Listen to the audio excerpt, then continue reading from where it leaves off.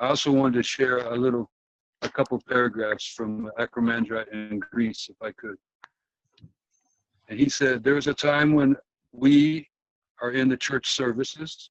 There's a time when we are in our cell, our shed, our room, our school, wherever, our job, wherever, and we say our personal prayer, the Jesus prayer, or some prayer that feels good to you, or studying for your school. And there is a time of physical labor when we go to work, we go to the garden, our parents, or all these different things. Our service, maybe a handicraft, or playing your violin, playing your instrument, doing your studies once again, or whatever service you're offering to the world. But when spirituality matures, he says, we recognize our own powerlessness and the inevitable love of God, and we become calm. Everything will proceed from this, and everything becomes a prayer. So it's not just these words in these books. Those are great. We use these things.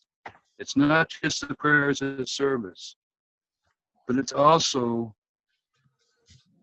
helping your mom do the dishes, helping your brother feel good again when he's down.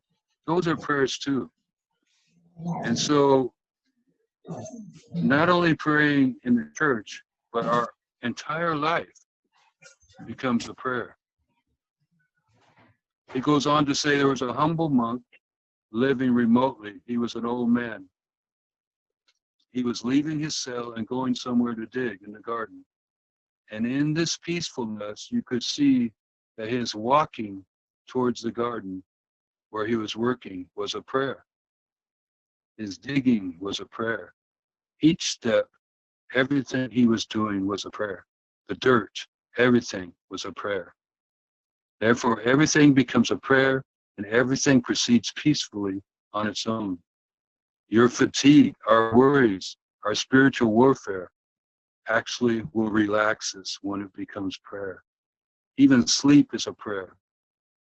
And waking up, you realize that during your sleep, you have digested the spiritual food, just as you digested the physical food that you've eaten in the day. So, don't think that you have to do certain things just because it becomes prayer. Prayer is talking to God, and God hears you in all the time. And you're walking, you're sleeping, everything. Again, I stress that these books are wonderful, and it's great to have a prayer rule. It's great to do morning prayers, evening prayers, but it doesn't stop there.